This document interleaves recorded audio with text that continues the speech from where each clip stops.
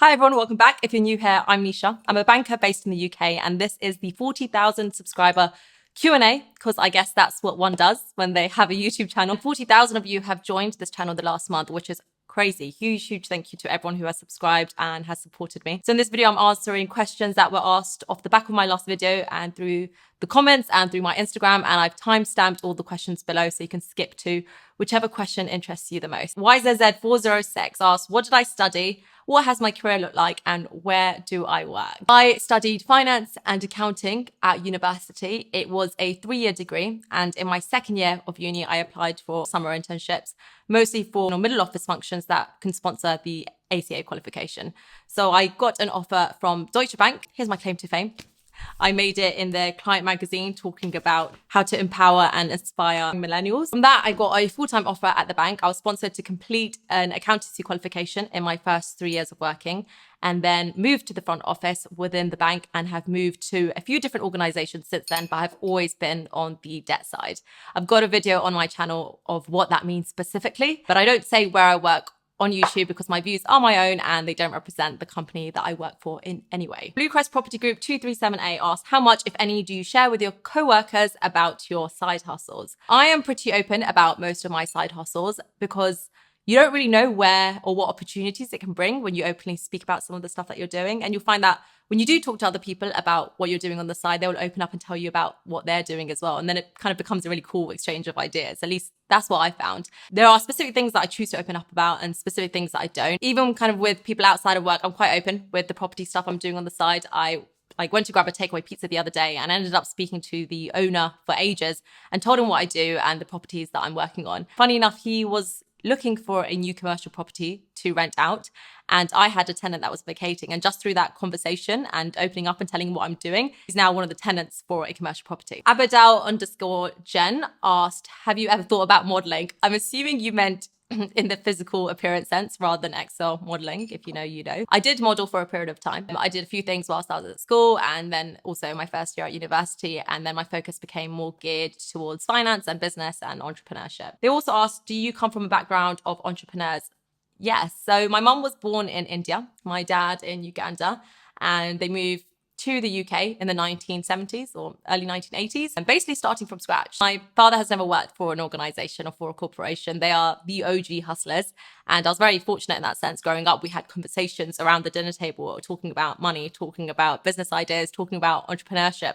And so I think a lot of who I am and why I have this flair to do more than just my day job has come through what I was surrounded by growing up and the attitude that my parents took towards money. It's Willie Lugo asked, do you spend time with family? All the time.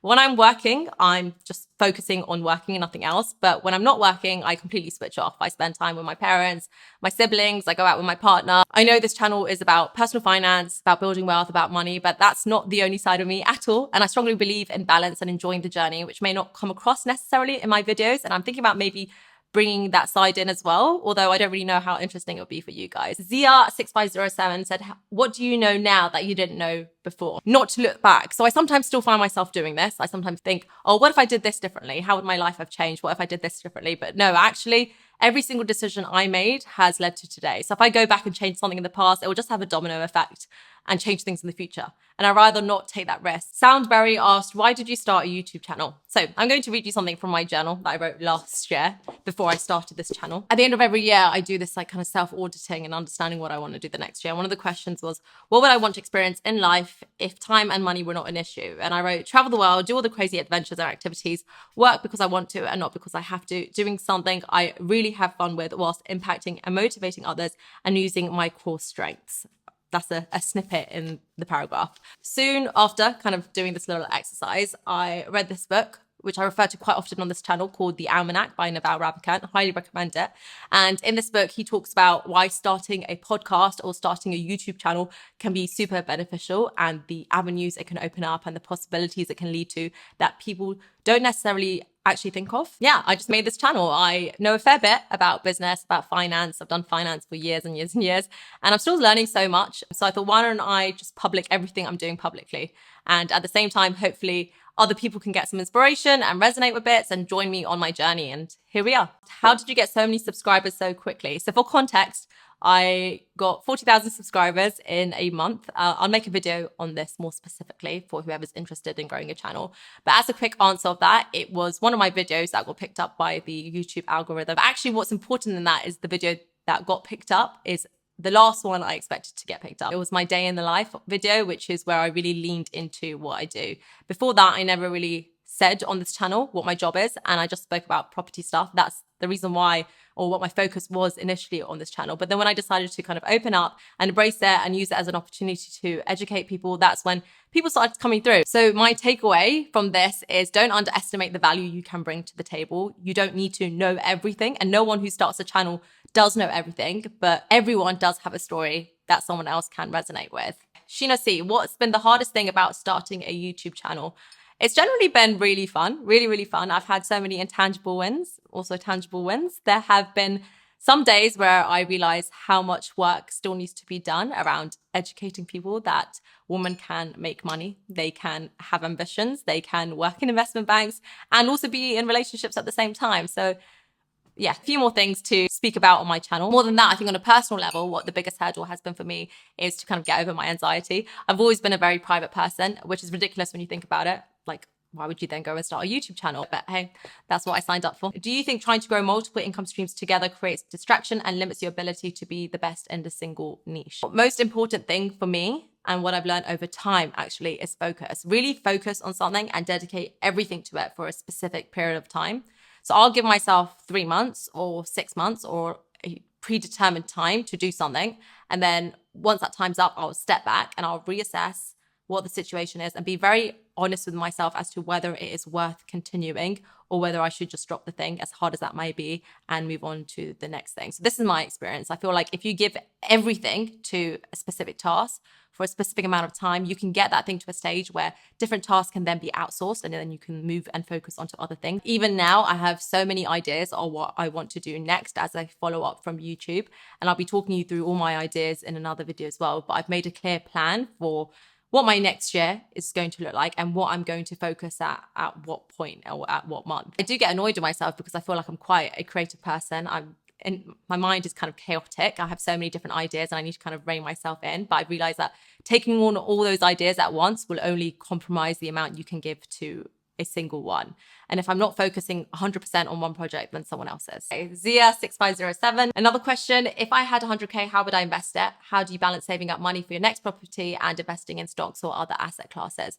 So my investment portfolio is made up of property, of index funds, a few stocks and some gold. I have restrictions on what I can invest in. So whilst there are things that I would like to invest in, I have to get approval to do so. Out of the 3 asset class, I invest largely or a bulk of that in property. I've been doing that for years and I find that the returns are lump sum and it's not as much of a long-term view as the stock market is. I also do lock away a specific amount every month into index funds, and that's kind of my long-term wealth generator.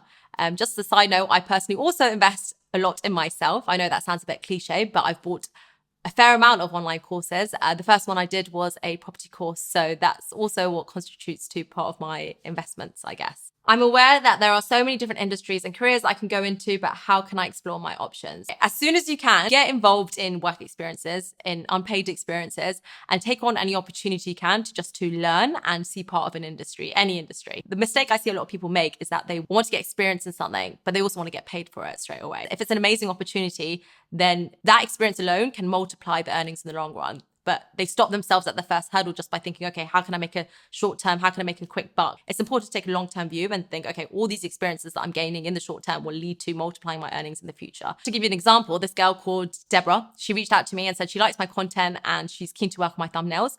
And I asked her what her price is, and she said she doesn't have a portfolio, but wants to do it for free because she wants to just learn and get involved so she can build out her portfolio from that. Now, we speak all the time, get her involved in other projects behind the scenes on YouTube, and she works on a number of different fun things with me. Just through that first interaction and her willingness to show me that she's really keen to learn and willing to do anything and provide something without thinking of money straight away, she has been able to see so much more and learn so much more than what a straight payment every month would have given her. Ravi _10 _ asked, how important is a good network in work or in business? One of the first things someone said to me when I entered the workforce is, it's not what you know, it's who you know. And yeah, I largely believe that is true to some extent, but I'd almost turn that in its head and say, it's not who you know, it's who knows you, who knows what you're working on, who knows what you're investing in, the projects you're involved in. A lot of this helps create your reputation, both in corporate world and outside when it comes to business ventures, bootstrapping, getting investors involved. One of my favorite quotes is also, great minds discuss ideas, average minds discuss events, small minds discuss people. So I always try to associate and be around people who are discussing the next business venture, discussing new ideas over anything else. Salem Al-Kutabi, I hope I pronounced that right, asked, I read 3 to 5 books in the last 4 weeks about money. And I'm going crazy. I can't sleep anymore. I can't focus on my studies after knowing this. Please, can you guide me the next step? Should I wait until I graduate and work and then start my own business? I want to say to you and anyone else who is at university or at college to enjoy those days.